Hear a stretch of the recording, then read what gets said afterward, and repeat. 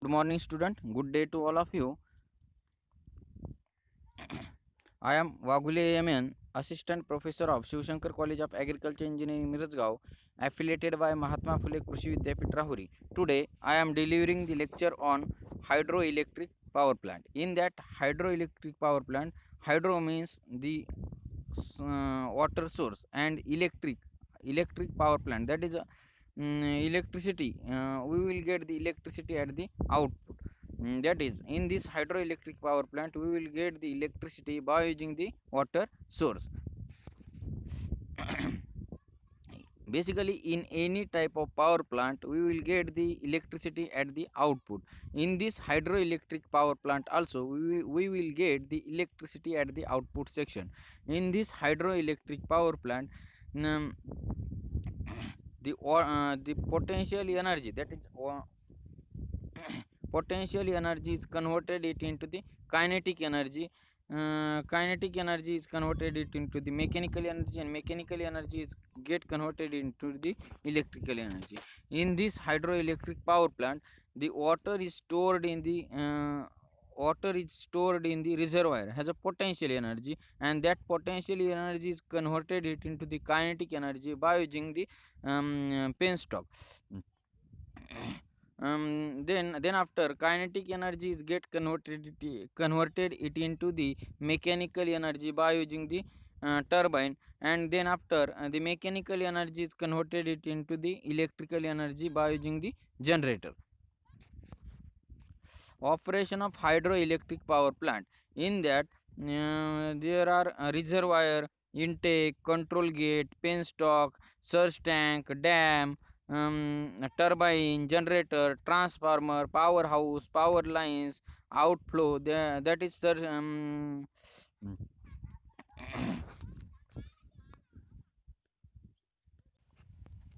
In the working of hydroelectric power plant, the water is stored in the reservoir, and the reservoir has a potential energy in it. And the reservoir is at the upper level, that is at the hill station. Mm. Control gate, it is used for controlling the water purpose. Dam, it is used for hold the water purpose. um, surge tank, it is used for to maintain the pressure level of water. That is, due to the low uh, capacity and high capacity of water, sometimes pressure level of water is created in it, and surge tank is used to maintain the pressure level of the water. Penstock, it is used to flow the water from reservoir to the turbine. Mm, and basically, penstock, it is a steel rod type, and from that penstock, the water is flowing from the reservoir to the turbine. And the by using this penstock, the water content in the reservoir, that is a potential energy, is converted it into the kinetic energy. And at the extreme corner of the penstock, there is a mm, at the extreme corner of the penstock, there is a nozzle, and nozzle has a nozzle, and at the extreme corner of the nozzle, there is a uh, there has a very low that is a very low dimension diameter content at the extreme corner of the nozzle. And that's why the mm, velocity of the water will be increases. And when that highly velocity of water is impacted on the turbine blades of the turbine, that blades of the turbine will get rotates, and turbine converts that high velocity of water, that is kinetic energy, into the mechanical energy. And at the output of the turbine, we will get the mechanical energy, and the shaft of the turbine is connected to the shaft of the generator, and at the output of the generator, we will get the electrical energy. And the output of the generator is given to the input to the transformer. Basically, transformer is a device which is used to transfer the electricity from one device to the another device without changing its frequency. Basically, there are two types of transformer: step up transformer and step down transformer. Step up transformer, it is used for high voltage purpose, and step down transformer, it is used for low voltage purpose. In a step up transformer, the voltage is transferred from one circuit to the another circuit. uh, Voltage is transferred in step up transformer, that is low voltage is converted it into the high voltage without changing its frequency from one circuit to the another circuit. And in step down transformer, high voltage is converted it into the low voltage from one circuit to the another circuit without changing its frequency. After that, powerhouse, power lines, transmission line, and then after our home. This is the flow of this. Next is of at the output of the turbine.